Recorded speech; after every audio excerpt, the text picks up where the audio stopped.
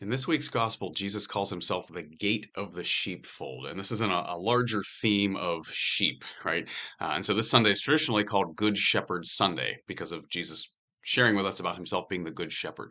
This image of the gate of the sheepfold, right? So sheepfold is this fenced in area, and inside of it, sheep are protected from predators, from the elements, and all this sort of stuff. And then the only way to get in there is to go through that gate. Actually, that's not entirely true. There are other ways to get in, right? Jesus points these out. The honest way to get in is to go through the gate.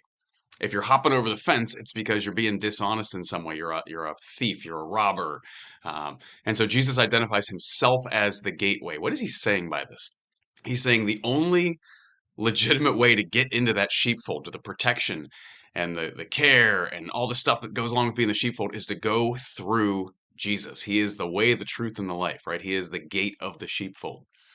And this might feel like a controlling kind of thing. Um, but what Jesus gets at here is there's two images he uses in this passage that are important for us. One is he talks about the sheep know his voice. They know the voice of the shepherd.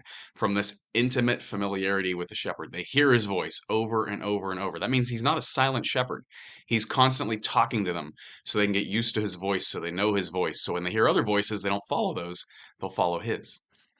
Right? And why is he doing this? He says at the very end of this gospel, he came that we might have life and have it to the full, or have it abundantly. Jesus isn't coming for control and to fill his ego. He doesn't need that. He's God. He doesn't need to feel in control because he is. He came to give us life. And the only way to give us life is if we're familiar enough with him that we'll actually follow him and recognize his voice. And so there's the food for thought this weekend. Do I recognize the voice of the shepherd in the scriptures and church teaching and stuff going on in the culture in my life? Am I familiar enough with Jesus that I hear his voice and I'm willing to go through that gateway to get into the sheepfold? Or am I like the thieves and the robbers who'd rather do it my own way?